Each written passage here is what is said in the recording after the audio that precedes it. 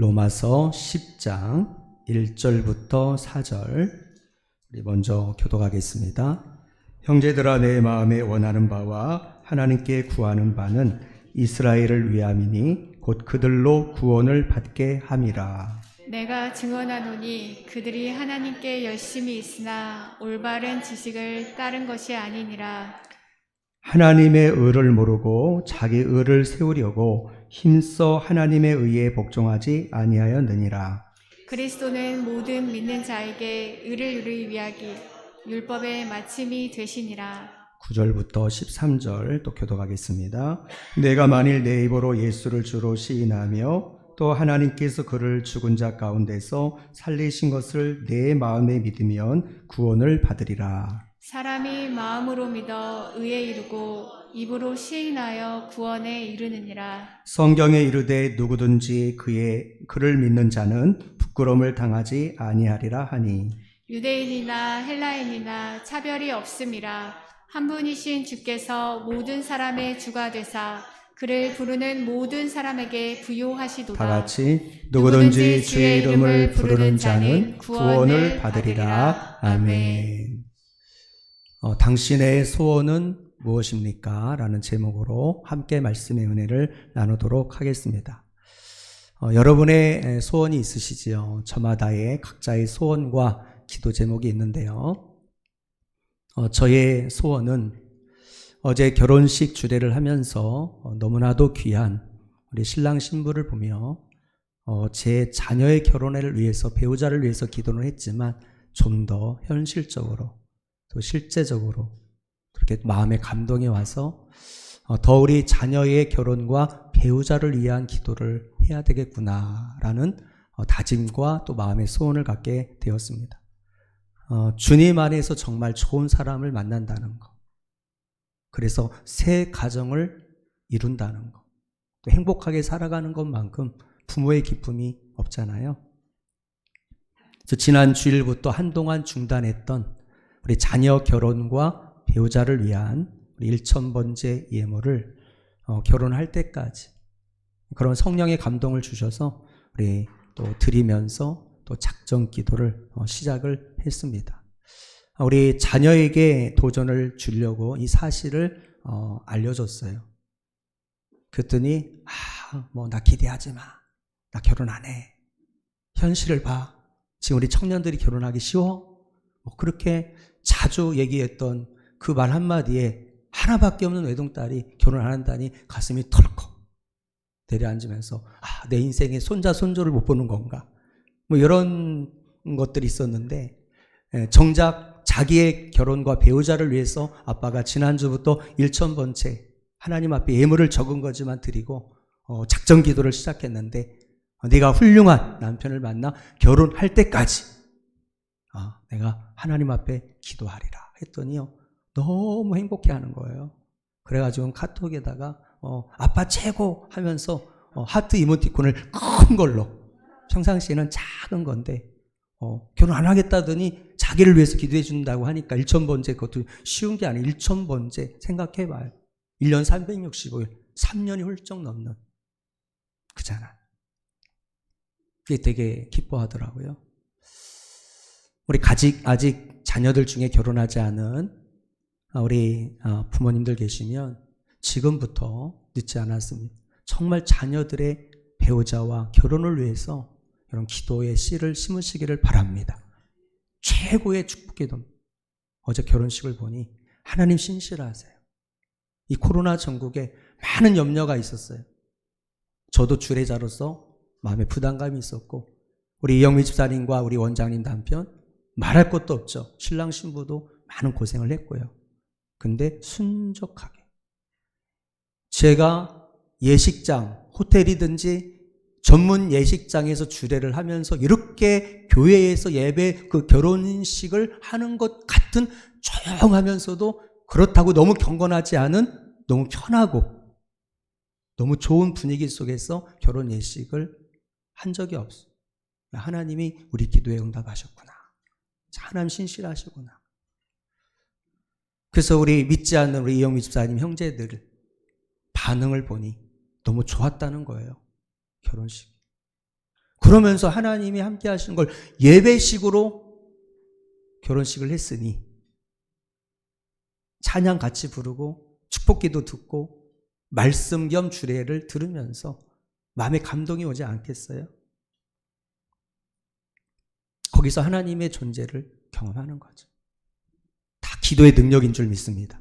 새벽마다 우리 권사님들, 병원에서 전사님, 우리 또 가족들, 성도님들의 기도 덕분에 하나님께서 이렇게 순탄하게 행복한 결혼식을 마치게 된 거죠. 또한 우리 성도들과 교회에 대한 저의 소원은 이번 열방을 위한 21일 다니엘 기도회에 모든 성도들이 한 번이라도 하나님 참석하게 도와주세요. 그래서 기도하는 가운데 살아계신 하나님을 만나게 도와주시고 놀라운 기도 응답을 받아서 간증하는, 이제 누구의 간증을 듣는 자가 아니라 나의 기도에 응답하시고 내 삶의 문제를 해결해 주신 나의 하나님이 이렇게 역사하셨다고 대단한 건 아니어도 작은 기도 제목이라도 응답하셨노라 라고 고백하며 간증하며 또 이렇게 또 하나님께 영광 돌리는 것, 이것이 목사의 소원입니다. 감사한 것은 이제 오늘이 8일차인데요. 딱 일주일 지났는데 다니엘 기도에 감사한 것은 우리 유아유치부, 우리 주일학교, 우리 청소년, 청년, 청장년, 장년 모든 세대 할 것 없이 전 세대가 다니엘 기도에 참여하고 있다는 거예요. 그래서 여러분들 우리 이 주일날 대면 예배를 코로나 이전에 이 성전에 한 50명 평균 예배를 드렸던 우리 성도들 중에 이번 다니엘 기도에 한 번이라도 참여했던 성도들이 35명이니까 3분의 2가 참여를 한 거죠. 거기다 타 교인, 우리 현장에 오셔서 직접 우리 교회 성도들과 매일 저녁 이렇게 함께 다니엘 기도회를 하고 있는 걸 볼 때 제가 강요한 것도 아니고 강력하게 권면한 것도 아닌데 그냥 자발적으로 그렇게 또 다니엘 기도회 가정에서 온라인으로 이렇게 참여하시는 모습을 볼 때 너무너무 감사한 거예요. 아직 한 번도 참여하지 못한, 그래서 다니엘 기도회가 무엇인지 경험하지 못한 우리 성도님들을 위해 정말 간절히 기도하고 있습니다. 여러분, 아무리 맛집에 이건 정말 서울에서 최고의 맛집의 빵이다, 최고의 음식이다라고 아무리 자랑해도 내가 경험하지 않으면, 맛보지 않으면 그걸 평가할 수 없잖아요. 맛을 봐야 돼. 내가 직접. 아무리 목사님이, 아무리 주변 사람들이 다니엘 기도에 은혜 받고 너무 좋아요라고 해도 내가 한 번이라도 경험해보지 않으면 좋은 것인지 나쁜 것인지 알 수가 없어요. 그래서 한 번만이라도 참여하길 원하는 마음의 소원을 가지고 기도하고 있는 거죠.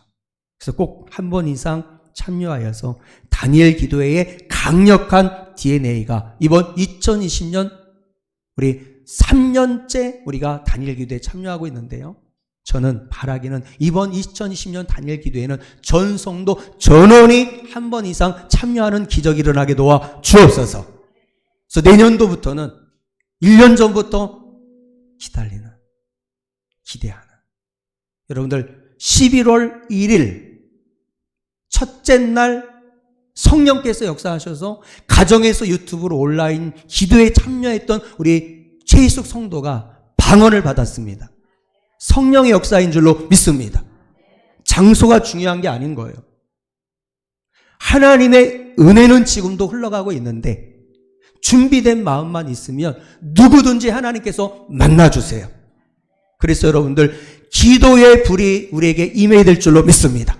10년, 20년 교회 다니고 모태신앙이라도 가슴이 뜨겁지 않고 기도 하나 할 줄 모른다고 한다면 이런 연약한 믿음으로는 우리는 세상에서 사탄과의 영적 전쟁에 싸워 이길 수 없어요.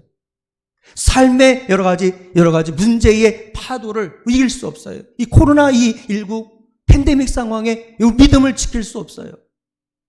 우리는 성령의 능력을 받아야 됩니다. 기도의 능력을 받아야 됩니다.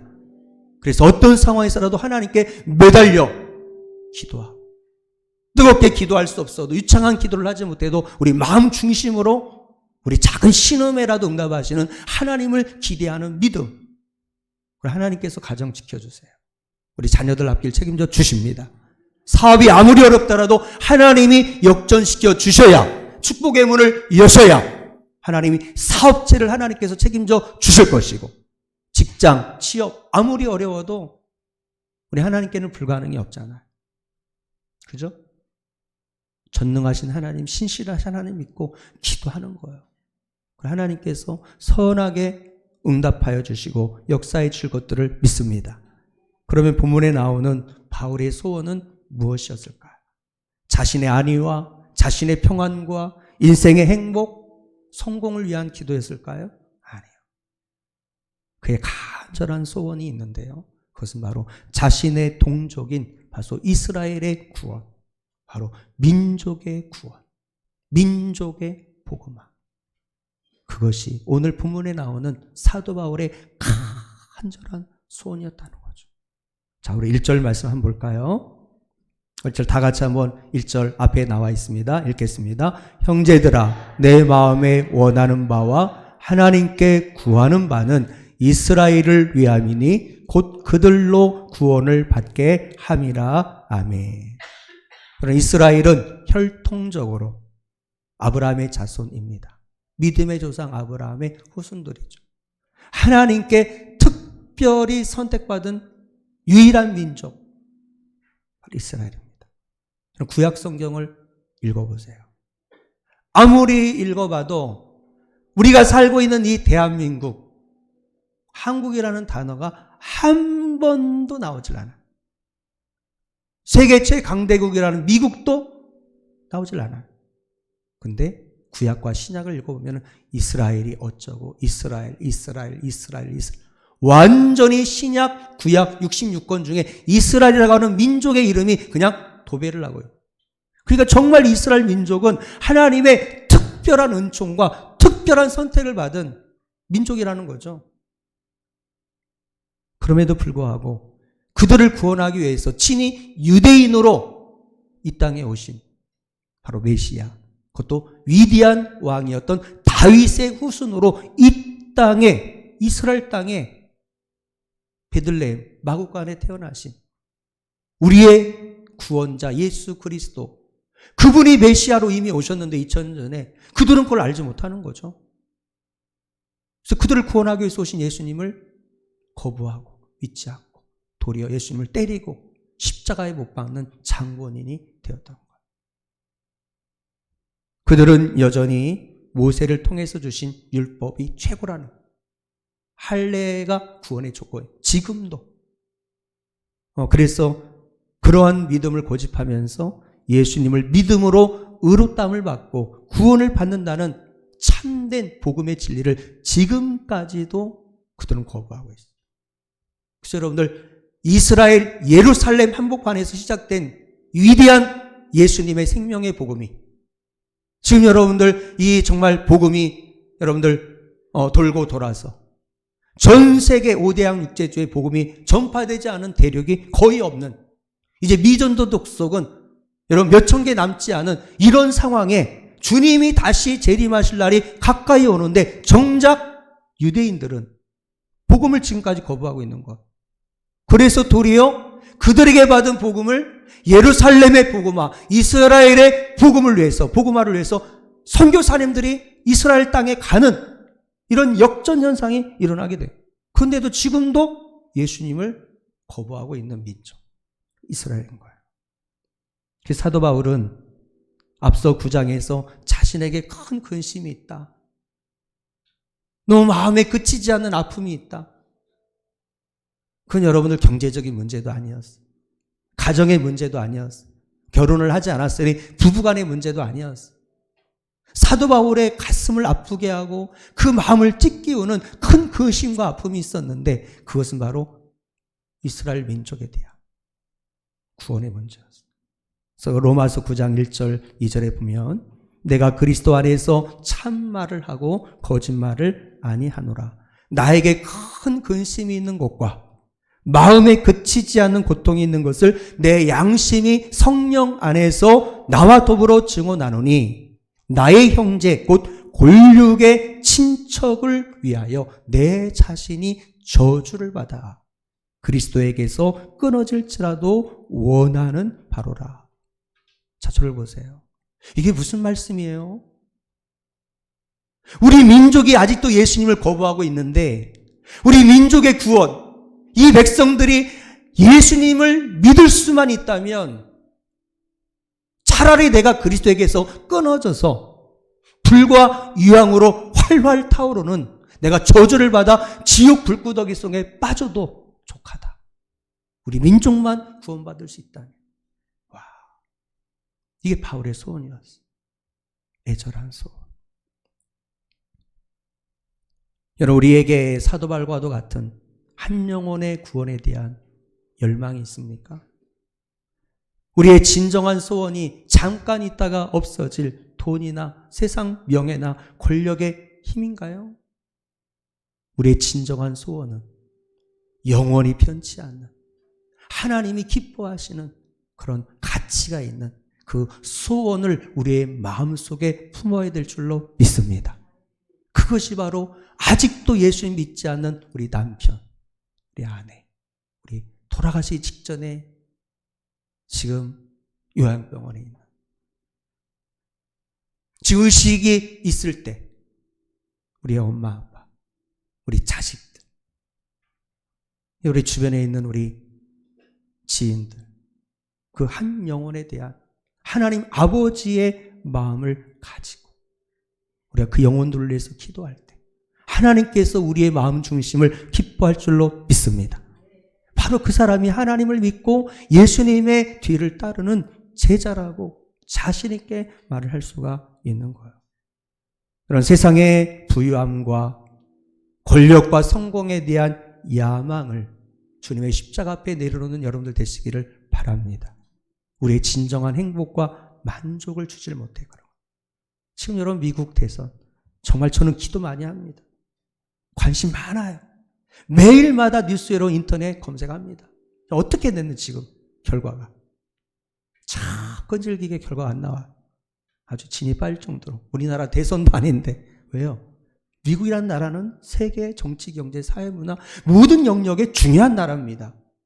이미 우리나라의 6.25 전쟁을 통해서 우리를 도와준 혈맹 중에 혈맹이었고, 그리고 청교도들이 세운 믿음의 나라가 미국이에요. 그래서 그 나라를 통치할 지도자가 누가 되느냐, 이것은 미국만의 문제가 아니라 우리나라와도 절대적으로 정치, 경제 모든 면에서 중요한 여러분들 결과가 바뀌어줄 수 있는 상황인 거예요. 근데 여러분들 4년 미국 대통령, 길어야 연임해서 8년, 그까지 10년도 안 되는 권력, 그 힘을 위해서 저렇게 초라하게, 저는 저렇게 할 필요가 있을까? 전 세계가 여러분들 지금 미국을 존경하는 것이 아니라 지금 선거 양상을 보며 저건 정말로 가난한 아프리카의 어떤 나라의 선거판에서나 일어날 만한 일들이 지금 세계 최강의 미국에서 일어나고 있다고 하면서 도리어 걱정하고 도리어 판단하고 이런 일들이 지금 벌어지고 있잖아요. 와, 여러분, 이게 인간입니다. 인간은 어리석어요. 너무나도 헛된, 너무나 가치 없는, 영원하지 않은 물질, 명예, 권력, 그것이 얼마나 허망한지를 지금 우리나라 안에서 보면서도 불구하고 여전히 우리는 그런 거에 대한 미련을 버리질 못하고 살아갈 때가 얼마나 많은지 알 수가 없어요. 이런 11월 3일 우리 화요일 두 번째 날, 3일째 날 저녁 다니엘 기도의 간증자로 나선 천정은 자매님의 간증을 꼭 밴드에 올렸으니 유튜브를 통해서도 한번 들어보세요. 86차까지 가는 항암 치료를 받으면서도 자신과 동일한 고통 속에 절망하고 있는 암 환자들을 돌아다니며 하나님이 가장 기뻐하는 일이 뭔가, 예수님 만나고 나서 성경을 읽다가 그것이 전도라는 것을 깨달으시고 자기와 똑같은 처지에 있는 암 환자들을 대상으로 전도하는 그런 모습을 봅니다. 이거 웬만한 믿음이 아닌 거죠. 예수님 믿기 전에 수십 년 동안 자기가 인생의 주인이 된 것이 하나님 앞에 가장 큰 죄임을 깨달았어요. 여러분 기억하세요. 살인도 죄고, 어제 여러분들 간증자의 가슴 아픈 내용처럼 성폭행도 죄고, 사기도 죄고, 정말 윤리적인 비도덕적인 죄들이 많지만 진짜 하나님 앞에 큰 죄가 뭔지 아십니까? 기억하세요. 내가 내 인생의 주인 되어 사는 것이 하나님 앞에 가장 큰 죄라는 사실인 것입니다. 이걸 회개할 때 우리의 삶에, 우리의 신앙생활에 놀라운 하나님의 은혜가 임하게 될 줄로 믿습니다. 고백하시겠습니다. 저를 따라서 하나님 아버지, 나의 삶의 주인은 예수님이신데 내가 잘났다고 내가 주인 되어 내 마음대로 내 뜻대로 살았습니다. 나의 죄를 용서해 주세요. 우리가 예수 믿고 나서도 많은 분들이 입으로는 주여 주여 하며 여전히 자녀 교육을 내 힘으로 하려고 해요. 그러니까 자녀 교육 실패하는 거예요. 자녀들을 위해서 모든 걸 쏟아부어서 교육해 보세요. 나중에 가서 알아요. 그 자녀가 예수님 만나지 않으면, 하나님 안에 있지 않으면, 나의 비전이 하나님의 꿈이 아니면 잠깐의 성공, 자녀가 잘 돼요? 공부 잘해요? 1등해요? 인정받고 있어요? 아무것도 아니에요. 그 자식들이 부모님 마음 몰라줘요. 불효자식이 돼요. 근데 여러분들 좀 부족해요. 잘하면 좋겠지만 공부 좀 부족해요. 네? 학교에서 뭐 상장 하나 받아오질 못해요. 남의 자식과 비교할 때 정말 부족해요. 근데 그 자식이 나의 기도로 그 자식이 예수님을 만났습니다. 어렸을 때부터 예배를 사모하여 함께 엄마 아빠와 이렇게 예배를 드려요. 하나님 사랑한다 고백하며 하나님 주신 꿈과 비전을 가지고 자기 주신 은사와 달란트를 가지고서 열심히 인생을 살아요. 정직하게. 그건 자녀 교육 성공한 거예요. 내 자녀가 유명해지지 않아도 괜찮아요. 하나님 안에만 있으면 여러분들 자녀 교육 성공한 것입니다. 그래서 여러분들 우리 가족들 중에 우리 주변에 너무나도 많은 영혼들이 생명의 주가 되시는 예수님을 알지 못한 채 지금도 이 코로나 전국에 더 절망하며 더 고통스러워하며 더 괴로워하며 지금 여러분들 삶의 희망을 잃어버리고 살아간 영혼들이 너무 많아요. 여러분 다 들으셨죠? 뉴스를 통해서. 우리나라 최고의 명문대라고 하는 여러분들 스카이 고려대학교 교육학과를 나온 수재 여개그우먼이 엄마와 함께 여러분들 극단적으로 삶을 마감하는 선택을 했다고 하는 기사를 보며 얼마나 마음이 아팠는지 알 수 없어요. 여러분 고려대학교 아무나 들어갈 수 있는 건가요? 고려대학 그것도 교육학과인가요? 정말 우리나라 최고의 여러분들 수재들이 들어갈 만한 명문대 아니겠습니까? 근데 왜 이런 결과, 왜 이런 선택을 하게 되었을까요?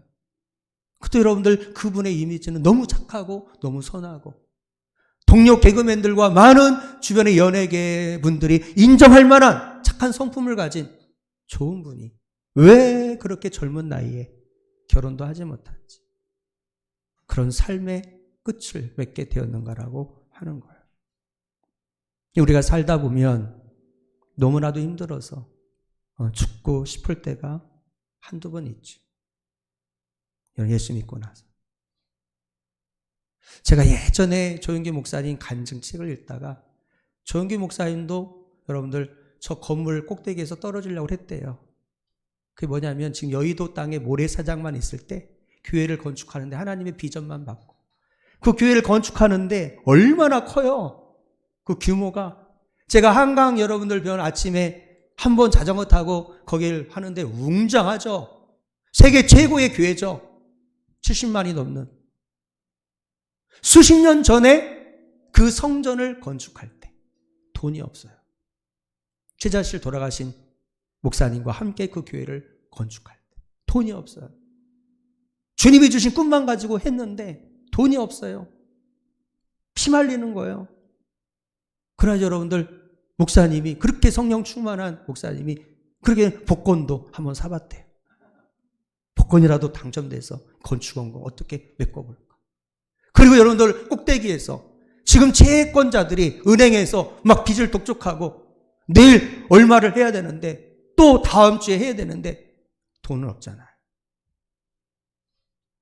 그 여러분들 책에 간증해 보니까 막 그런 정말 죽고 싶은 이런 생각도 해요. 목사님도 그래요. 너무 힘들면 그래요. 예수 안 믿는 사람들 많아요. 예수 믿는 사람들 여러분들 중에도 인생에 한 번이라도 죽고 싶다. 내 지금 고통과 아픔, 괴로움을 아는 이 없고 내 속에 있는 이 힘든 마음을 누구한테 얘기할 수도 없는 이 상황 속에 죽고 싶다. 죄인 줄 알면서 자살이 죄인 줄 알면서도 한 번쯤 여러분들 자살을 생각하는 분들이 없겠어요? 가뜩이나 지금 코로나 전국에. 근데 여러분들 그런 상황에서라도 만약에 그 개구먼 자매님이 그 어머님이 힘들지만 너무 힘들지만 누구에게도 설명할 수 없는 고통과 아픔이 있지만 만약에 그리스도의 사랑을 깨달았다면 하나님이 얼마나 그 상황에서도 그 모녀를 사랑하시는지를 마음으로 아신다면 여러분들 그 힘든 상황에 그래도 이겨내지 않았을까? 라는 생각이 들어요. 누가 우리를 그리스도의 사랑에서 끊을 수 있겠습니까? 환난이나 핍박이나 기근이나 적신이나 위험이나 칼이냐 심지어는 죽음도 결코 우리를 향한 주님의 사랑에서 끊을 수 있는 것은 아무것도 없는 줄로 믿습니다. 그래서 복음은 능력인 거예요. 예수만이 희망인 거예요.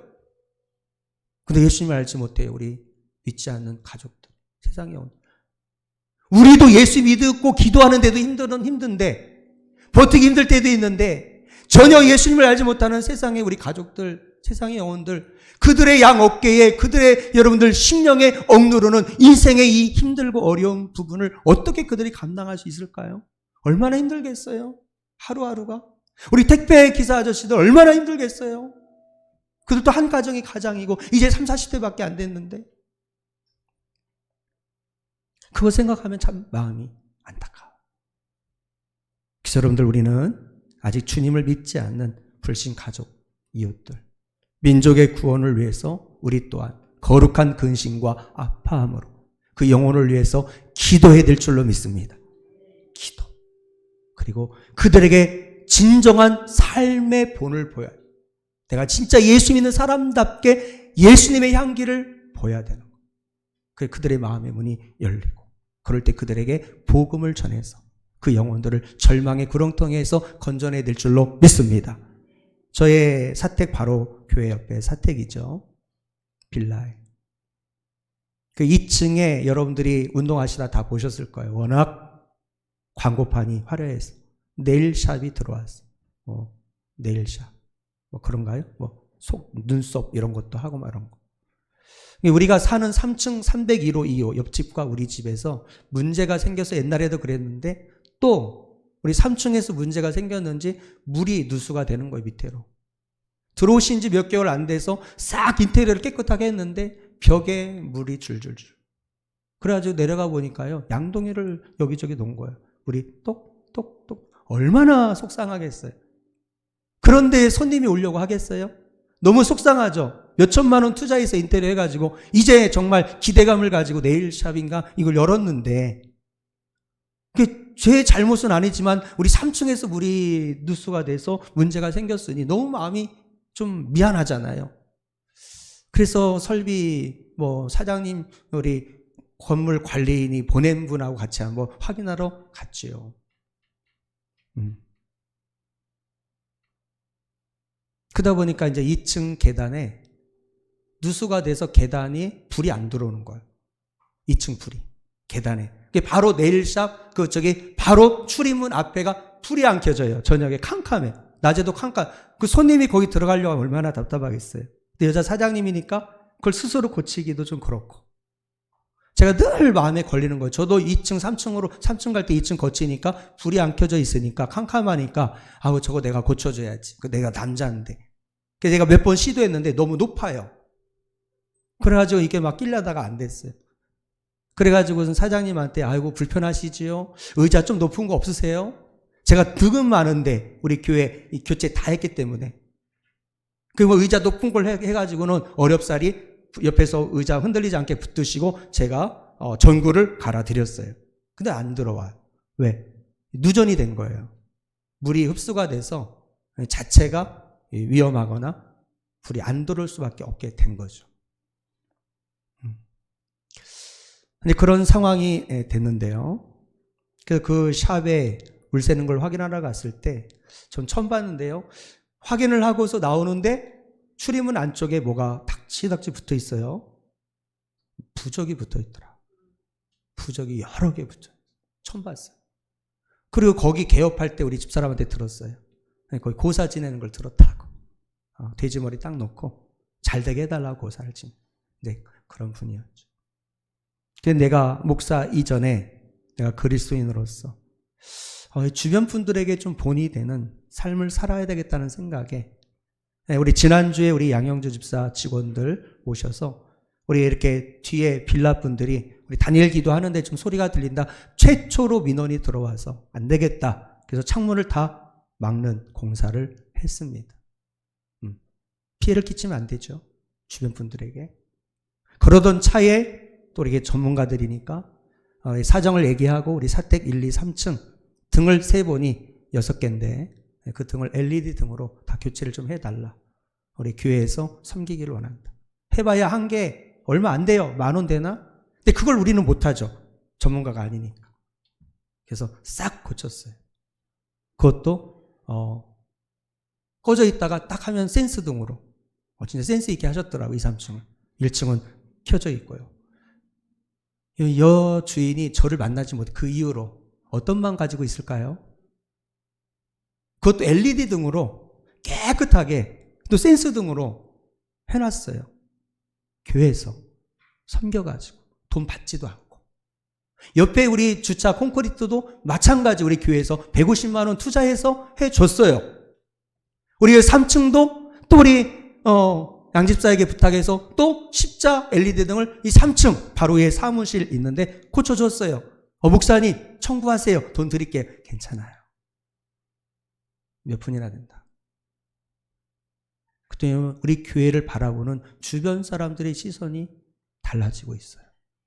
여러분, 우리 그리스도인들은 세상에서 여러분들 정직하되 여러분 손해보는 자가 되야 될 줄로 믿습니다. 그럼 하나님께 더 많은 축복이 임하고 교회를 바라보는 그들의 부정적인 시선이 변하면서 비록 작은 우리 교회를 통해 저와 여러분 한 사람을 통해 기독교에 대한 부정적인 이미지, 그리스도인들에 대한 나쁜 이미지가 조금씩 바뀌면서 마음이 열릴 거예요. 그리고 하나님의 때가 되었을 때 누군가를 통해서 복음을 접하게 되었을 때 그들이 예수 믿는 기적의 역사가 일어나게 될 것이고 미시인을 믿는 그 신앙에서 예수님을 진짜 믿는 하나님의 자녀로서 축복을 받는 기적의 은혜가 임하게 될 줄로 믿습니다. 이것이 우리가 해야 될 사명이라는 거죠.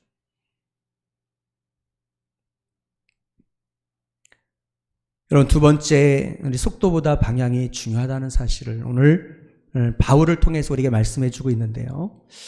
우리나라는 빨리빨리 문화죠. 참 좋은 문화예요. 근데 또 한편으로는 단점이 있어요. 이번 코로나 때문에 우리나라 빨리빨리 문화가 빛을 발했어요. 네. 우리나라는 코로나19를 정확하게 빨리 검사하는 진단 키트를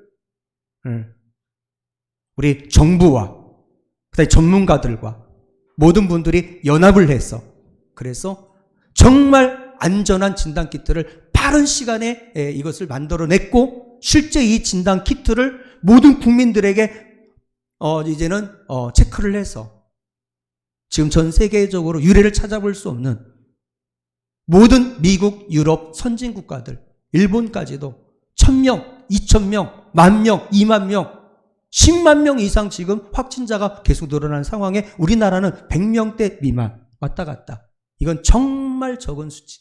그래서 지금도 전 세계 지도자들이 한국을 주목하고 있어요. 왜 한국처럼 못하냐는 거예요. 한국은 경제도 작고 경제를 봉쇄한 것도 아닌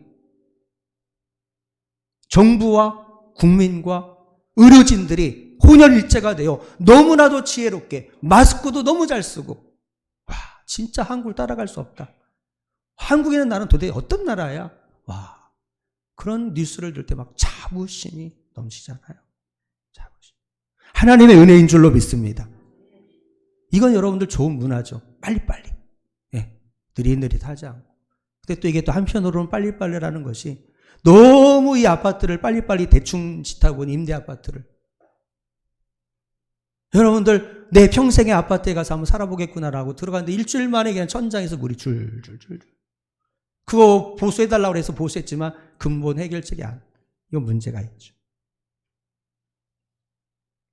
그래서 여러분 속도보다 중요한 것은 방향.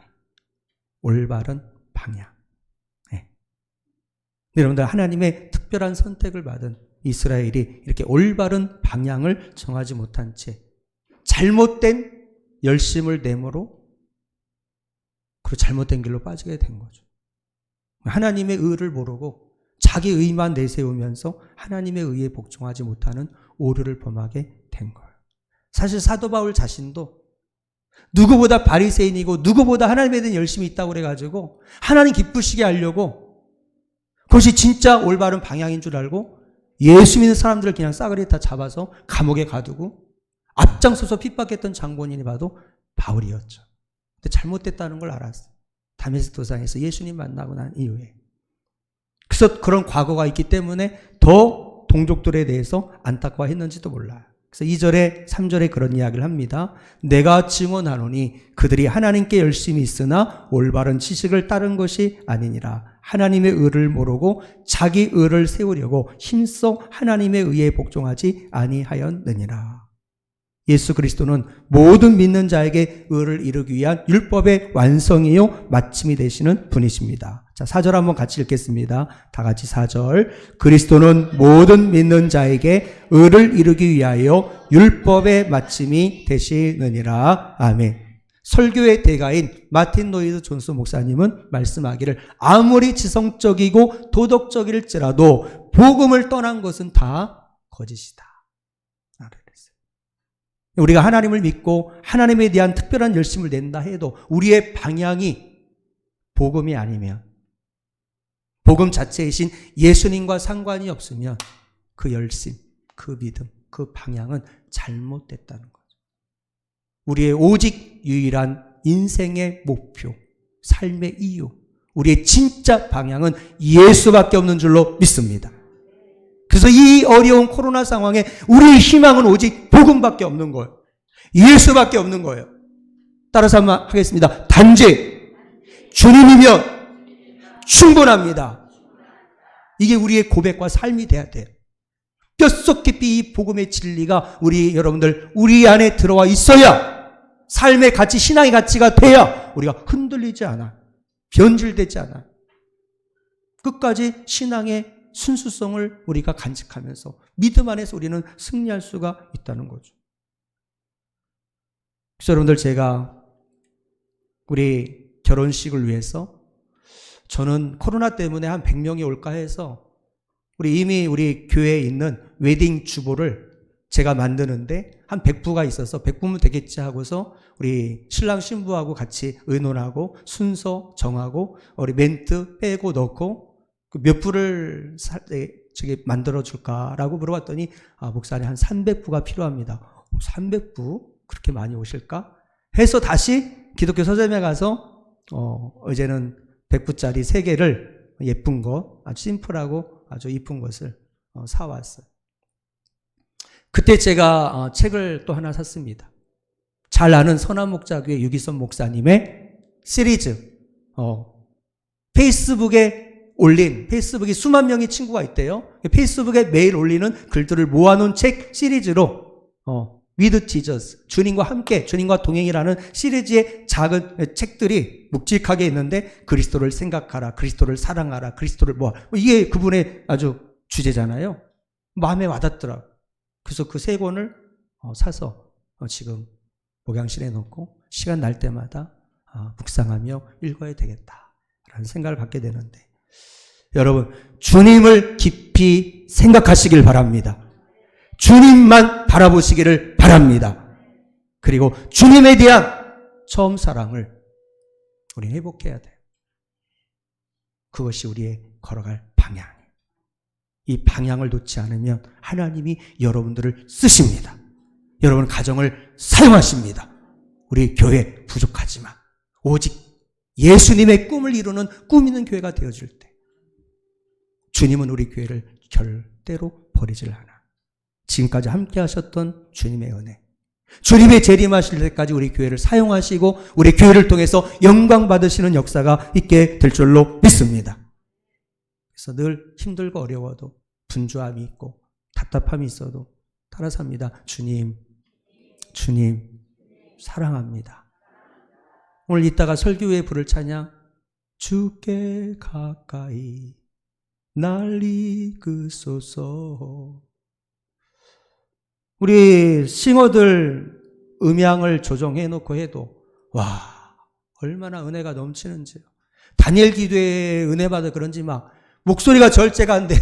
음향을 줄여도. 우리 아이들, 주께 가까이 날 이끄소서. 그러면서 여러분들 주님에 대한 그 사모하는 마음의 고백, 우리 성도들의 찬양의 고백, 우리 주님이 기뻐하시는 줄로 믿습니다. 이 고백이 우리의 여러분 삶이 돼야 돼요. 주께 더 가까이. 내 삶에 지금 어려움이 있지만 그래도 주님 사랑합니다. 주님께 더 가까이 나가길 원해요. 회사에 걸어가는 지하철 안에서, 차 안에서 공부하면서 일하다가 개점가 운동하다가 주님 사랑해요. 전 주님밖에 없어요. 이것이 저의 고백이에요. 영원한 고백이 되길 원해요. 제가 은퇴할 때 여러분 누망 들어가지고 예수님 잊어버리고 명예욕에 사로잡힌 그런 별 볼 일 없는 목사가 아닌 죽을 때까지 예수님만 붙잡는 예수의 사람 되기를 원해요. 이것이 저의 소원이에요. 우리 교회가 그런 성도들이 되기를 원해요. 마지막으로 마음으로 믿고 입으로 시인하는 참 신앙에 대해서 우리가 나누기를 원하는데요. 복음의 진리가 무엇인지 아는 것은 중요합니다. 하지만 단순히 구원에 대한 지식을 갖게 되었다고 해서 구원받는 것은 아니에요. 여러분, 귀신들도 하나님을 믿어요. 아세요? 귀신들도 귀신같이 하나님 믿는다니까요. 하나님 어떤 분인지 알고. 보세요. 야고보서 2장 19절. 제가 빈말하는 게 아니에요. 자, 한번 읽어보실까요? 시작. 내가 하나님은 한 분이신 줄을 믿느냐? 잘하는도다. 귀신들도 믿고 떠느니라. 근데 귀신들은 하나님을 믿되 예수님에 대해서는 지식으로만 알고 믿고 따르지 않아요. 지식으로는 알고 있는데 진짜 하나님을 믿는다거나 예수님을 자신의 구세주로 믿는 것은 아니라는 거죠. 그래서 여러분들 구원은 지식으로 얻을 수 없어요. 아는 것으로 안 됩니다. 여러분, 구원이 내 구원이 되기 위해서는 우리 천정은 자매님처럼 여기에 계신 우리 집사님들도 우리 모태신앙 자녀들도 마찬가지. 이 구원의 문제는 명확해야 됩니다. 먼저 내 입으로 예수를 주로 신해야 되는 것입니다. 예수님의 주인 되심을 인정할 때 구원이 임합니다. 그리고 하나님께서 예수님을 죽은 자 가운데서 다시 살리신 부활을 믿을 때 그때 우리에게 놀라운 구원의 은혜가 임하게 되는 거예요. 그래서 9절 10절 유명한 말씀이죠. 자, 우리 같이 다시 한번 읽겠습니다.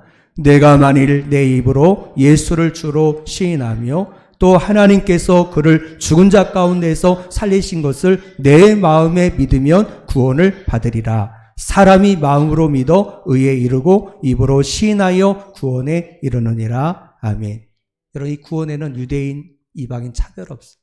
백인, 흑인, 황인종 차별 없어요. 부자, 가난한 자 차별 없어요. 창녀, 거룩한 사람 차별 없어요. 누구나 구원받을 수 있어요. 단지 마음으로 믿어 예수를 주로 시인하는 자, 그 사람이 구원을 받습니다. 하나님의 자녀가 됩니다. 그리고 하나님이 그 인생을 책임져 주시고 축복해 주시는 은혜가 임하게 되는 것이죠.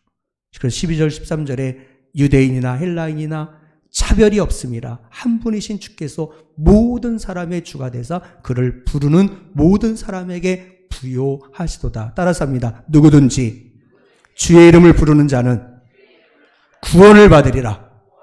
할렐루야. 이런 구원의 역사가 여러분의 가정에 임하기를 축원하고, 우리 교회를 통해서 이 지역사회의 구원의 역사가, 우리 교회가 구원의 방조가 되기를 축원합니다. 다시 한번 1907년 평양에 불었던 이 성령의 역사, 구원의 역사가 코로나19라는 이 모든 장벽을 뚫고 도리어 역전되는 하나님의 기적의 역사, 구원의 역사가 있기를 축복합니다.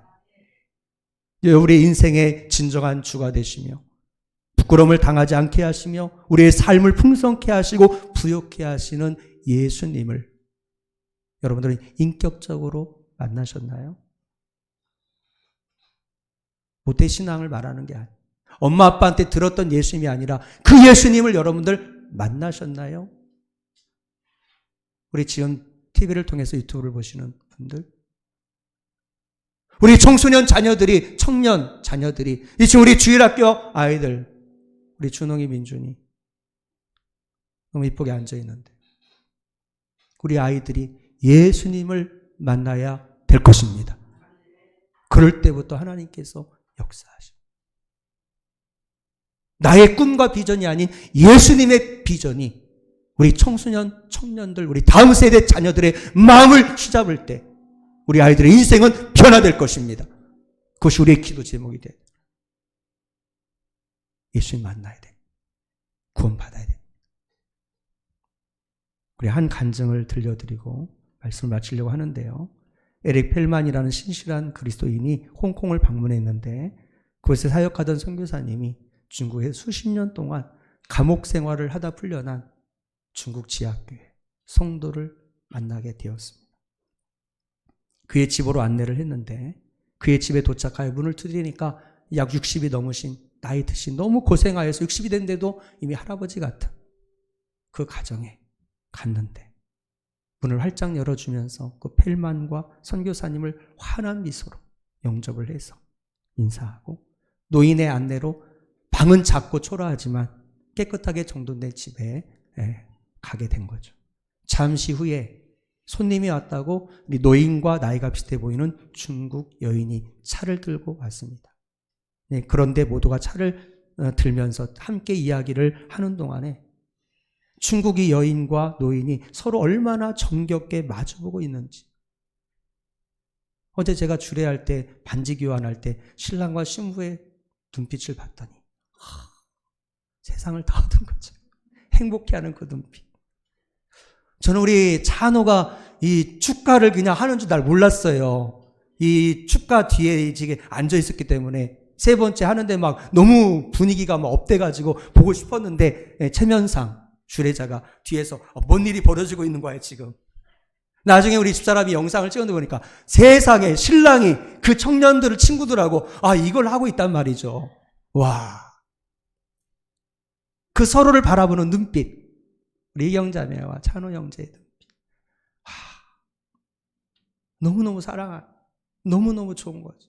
드디어 이제 이 어려운 코로나 이기고 우리는 결혼식 끝났다, 이제 부부다, 뭐 이런 정말 감격 속에서 그 눈빛. 근데 60이 넘으신 쪼글쪼글한 중국의 어르신과 우리 그 여자분 크한 눈빛으로 서로 대화를 나누는데도 다른 사람 보지 않고 성교사람 보지 않고 서로를 바라보면서 그렇게 바라보고 있는 모습에 펠만이 너무 이상한 거죠. 젊은 청장년도 아닌, 청년도 아닌, 궁금해하는 눈빛을 하니까 그때 선교사님이 왜 이럴 수밖에 없는지에 대한 이야기를 알려주는 거예요.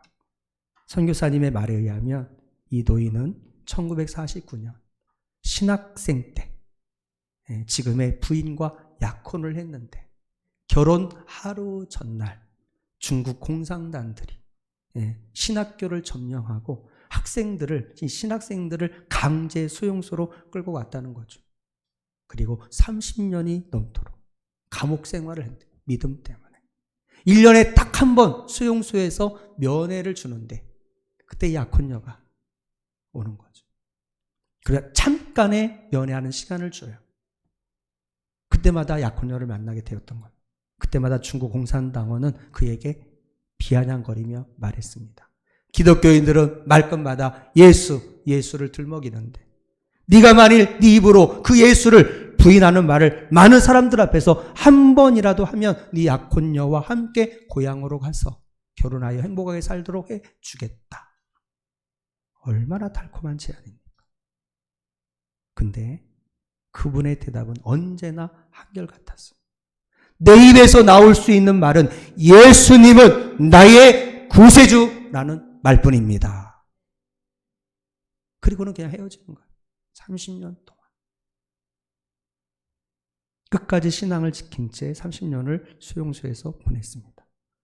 그 노인에 대한 이야기를 모두 듣고 난 이 펠만은 질문합니다. 어떻게 자신의 건강, 가족, 심지어 결혼까지 마다하고 그토록 오랜 세월 동안 예수님을 입으로 시인할 수가 있었습니까? 그래서 그 노인은 오히려 놀라는 기색으로 반문합니다.